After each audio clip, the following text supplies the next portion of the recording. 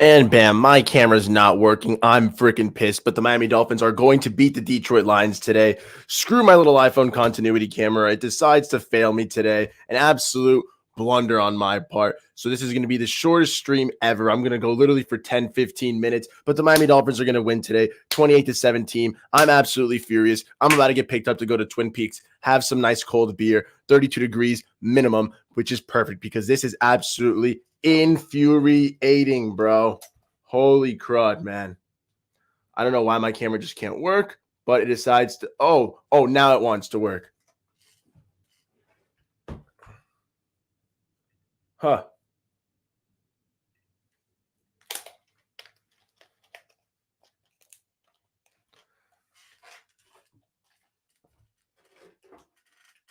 Now all of a sudden it decides to work once everything is obviously tangled. Bada beam, bada bam. We are back. After freaking technical difficulties up the wazoo, we are back. The Miami Dolphins are going to win 28-17. I look so much cleaner, so much better. Thank you for tuning in, guys. Oh my God. What a nightmare. Reset, refresh, redo. What is up, guys? Welcome back to Nando Talk. Please skip forward through the first minute and a half. It's just technical difficulties, but now we're good. We're good to rock, guys. The Miami Dolphins are going to win 28-17. This Detroit Lions team is banged up. Their secondary is not looking too pretty. They've lost two of their corners. They've lost a safety, and meanwhile, the Miami Dolphins get Tua nice after a week, fully ready to go. Tyreek Hill, Jalen Waller are going to absolutely tear up this defense. It's not even funny how we're going to see both these cats go for over 100 yards, hopefully a touchdown apiece. But I'm projecting 327 yards for Tua, 3 TDs, no turnovers, a clean, efficient game. Let's let Tyreek and Waddle get the work. Let our playmakers do most of the heavy lifting. I understand that the Lions are going to play hard and gritty. Dan Campbell is the man who asked his players to tear off kneecaps for a living, to have them getting emotion, energized. But the Miami Dolphins are ready to play. It's a dome. It's Detroit. There's a dome in Motown. We're going to use that to our advantage. Our kicking game won't suffer. Jason Sanders won't have any fear of weather impacting him. He'll be able to do well. Our fast playmakers like Tyreek, Jalen Waddle, Tyreek Hill are going to use that turf to their advantage, and they're going to go up, and take over. That's what I'm saying, over 100 yards each for them. I hope Raheem Mostert uses the turf to his advantage too, takes up the field. Wakata over 100 yards from scrimmage again. We need a Reek anytime TD. Drew. We are betting that in. Lock that in. Lock of the day. Tyreek anytime TD. I think he's only gone to 3-4 touchdowns this year. He's not always a touchdown machine. I think he only had 9 last year, but we need a Tyreek TD today in D-Town, in Motown. Detroit repping. Let's go, Tyreek. Do it for the Drewski. Even if you're playing against me in fantasy football, that's how much of a fan I am of the Dolphins. That's how much of a fan I am of Drew, bro. Let's go, Mr. Tyreek. God, I'm feeling so much better now that this camera decides to work, bro. 40 freaking minutes of me just trying to set this up just so I can give like a 10-minute stream. But hey, it's worth it. We look crystal clear and ready to rock, man. I'm about to go to Twin Peaks. It's a guzzling. It's a shining. I'm going to wear my Jalen Waddle jersey because that's where I met Waddle, at that Twin Peaks, literally right around the corner from my house. So it's my lucky go-to spot for before games.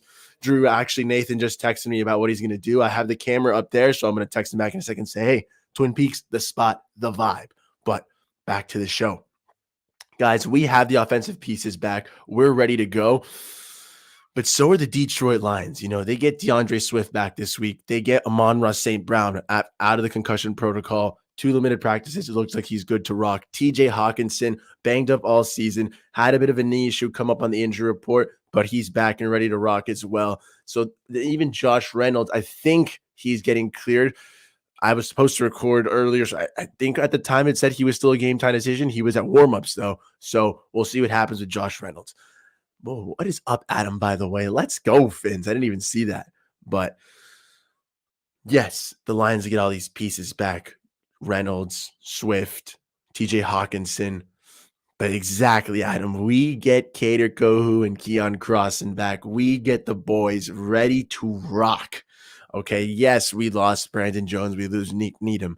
But getting back Kahu, getting back Crossan does wonders for this secondary. At least revitalizes them a bit, saying, hey, next man up and men come back. It's beautiful to see. I think Xavier Howard is going to go on Amon-Ra St. Brown, probably Eric Rowe on TJ Hawkinson. He is the tight end machine, the tight end specialist, but we'll see how they actually game it out. Kahu and Crossan will probably mixing up with Monogany to take out those perimeter and the slot guys. Guys like Josh Reynolds will be moving around. It'll be interesting to see what Boyer does, but I have confidence in Sam Madison and Pat Surtain that whoever's starting out there as our secondary, they're going to do fine. They've done mostly fine, except for that Ravens game. But for the most part, our Dolphins defense has done its job tremendously, especially that secondary. Next men up, they come and they thrive. It's what you want to see from a football team. What do you guys think would be a good score? I mean, I still have it 28-17. I've been saying it all week. I want to put more points for the Miami Dolphins because this is the type of game where we have to get right. The reason I'm projecting such a nice game for Tua and the boys is because this Detroit team is not scary. Besides, focusing on getting after the quarterback and getting pressures, and that's all thanks to second overall pick Aiden Hutchinson. The Detroit Lions defense is not scary. They haven't done much. It's really all their offense is all they've got. And even that's not that it's this terrifying world-beating offense led by Jared Goff. It's more of the fact that they do have some weapons. The defense is so bad that they have to throw. Even DeAndre Swift and Jamal Williams can catch out of the backfield, so you can get your running backs involved no matter what. It's going to be a tough, gritty game. Despite the Lions being 1-5, I need our offense to go put up points because those Lions can go out there and put up just as many points. They were in the beginning of the season one of the top scoring offenses. And like I said, it's not like they have this crazy world beating offense, but they do have the capability of putting up points due to those weapons, due to Goff at least knowing how to guide an offense to some production. I don't want to see our offense start slow. We cannot start behind the 8 ball. We need to go right from the beginning, take the bumps, and wakata, go after for the throat, for the jugular. Whether we start on offense, whether we start on defense, this Miami Dolphins team needs to start hot.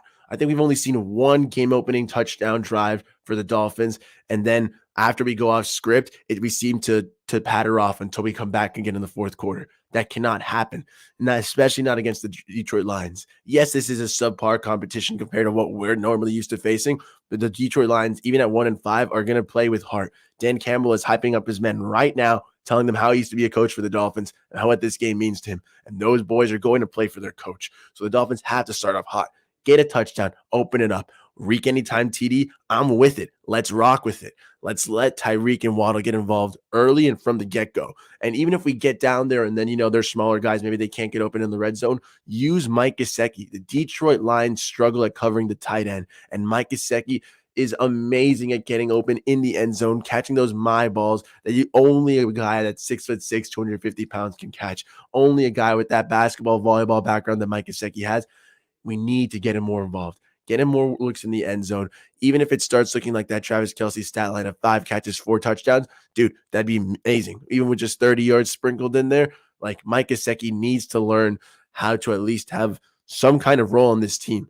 I don't think he's going to be this crazy possession guy over the middle like we thought that, when Waddle and Hill are being covered, Gesicki's going to be wide open. It's looking like we're taking more of that role for the Trent Sherfields, the River Craycrafts, our running backs out of the backfield. But what Mike Gesicki can do then is, especially this game, be that red zone threat. Be that big body in the end zone that is allowed to secure those contested catches. Tua doesn't like throwing contested balls, but in the end zone, he knows that you can just jump it up and get it. It's totally different than throwing to the sidelines or throwing over the middle on trying to actually get to that end zone. Once you're down there, I need Tua to know, hey, I've got this 6'6" monster, Big Mike out here who's going to catch the ball no matter how high I throw it, no matter where I toss it up to. It's either going in his hands or it's going out the end zone. Bada bing, bada bam. That's the only way, 2 ways about it. Mike Gesicki, I'm not projecting a crazy game. Maybe 3-4 catches. Yeah, let's say 4 catches, 38 yards, and maybe 2 TDs would be a monster game for Mike Gesicki. That's the type of performance I'm talking about. Maybe he's never going to get over 1,000 yards like I was overhyping him up over this season. But he gets a nice little red zone threat, and then we're good to go, man. But it looks like we're just going to be able to reach it to the 10-minute mark today. I'm sorry for the camera messes up, but I had some technical issues with this new camera setup. So really, there's only about 9 minutes of viable stream here. It's a very, very short stream. If you guys are still up to this point, just understand that the Miami Dolphins will beat the Detroit Lions. I will be trying to do a post-game review afterwards, but right now I know it's really early, but I'm trying to go to Twin Peaks, make sure I get a good spot, get some nice cold beer going. Probably start off with a little Jaeger and Red Bull so I can get the blood a pumping. But once it's game time, we're switching over to some man-sized beers, Twin Peaks vibes, and we'll see the Dolphins chug along to a 28-17. For the final thoughts, 28-17. Of course, now I get views. 28-17. Tua Tagovailoa, 327 yards, 3 TDs, clean game, no turnovers will allow our defense to stay fresh on the field and ready to go. Nice, and making those game-changing plays that we're so accustomed to seeing. That'll also be helped with finally 100 yards on the ground again. Raheem Mostert, please. I know you like catching the ball and you got over 100 yards scrimmage, but I want to see 100 yards on the ground. Even if it's Edmonds and Gaskin chipping in, oh, baby, you got your Besa Sur ready? I would love a nice Besa Sur, bro. Little, either a Mangolandia or I could get the little Florida-born. The Dolphins cans are always nice. It's staring up at me right there on my shelf, but unfortunately, I don't think Twin Peaks has that. They've got their own beers. Ooh, Colin LaRoche, you've got the Tito's secured for the game. There we go. What an absolute legend, man. Dude, a little Tito's. I was going to do a little Jaeger and Red Bull. I might have to do a little Tito's and Red Bull at Twin Peaks just for you, Colin, just for you, man. Oh, baby. I think I'm going to go with the Jalen Waddle jersey as well. I think that's the one to rock with. Like I said, Jalen Waddle, that's where I met him at that Twin Peaks. So it does give me good luck every time I've gone there and watched the Dolphins game. But now that I can go watch a Dolphins game in that Waddle jersey, look at that. It's going to be a little extra something special, man. Do a little Tito's is always a nice vibe this time in the morning. My buddy Greenberg would be loving that choice of drink right there. But yeah, 227 yards, 3 TDs, clean game. Hopefully 100 yards on the ground, which will help to alleviate some pressure off of him, but also keep our defense nice and fresh to make those game-changing plays. I want 100 yards from each Hill and Waddle, finally getting our playmakers involved. And as we've seen here for the boss man, Drew, we need to reach anytime touchdown. So let's rock with that. Hopefully first play of the game, you know what I'm saying? Get it to Tyreek, watch him turn up on that nice crisp turf and wakata to the end zone to the house. But on defense, again, let's win that turnover battle. If we're not going to turn over on offense, then we only need to ask 1 to 2 turnovers from the defense. It is Jared Goff who, depending on the game, he can either be very accurate or a turnover machine. Let's play on the safe side. Assume he's a little accurate on that side. So we'll get 1 pick on him, maybe a forced fumble on Jamal Williams or DeAndre Swift. Hopefully not Swift because I got him in fantasy, but the Miami Dolphins over fantasy football any day of the week. So DeAndre Swift, I hope you fumble 10,000 times today. Bada bing, bada bam.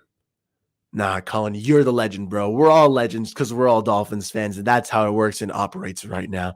My dad is actually here ready to pick me up, and Fernando Sr. has authority over Fernando Jr. any day of the week. He's already outside the cribbo, so I might have to get a pumping, guys. But yes, we are due for a little waddle. Oh, yeah.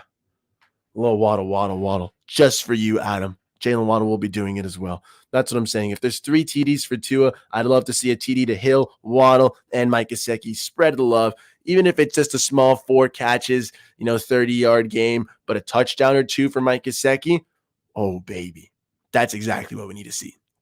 But I appreciate everyone for tuning in. If you're still at this point, drop a like, drop a comment, but please subscribe. The road to 450 continues, and we are there. I'll be doing a post-game stream most likely. I'll be at Twin Peaks for the football game. Then I'm watching more football right after probably. So in between that lull between, the little afternoon games and the Sunday night game, I'll be trying to get a stream up. So if you see the room pop up, oh, baby. If not, late night Nando Talk vibes for sure.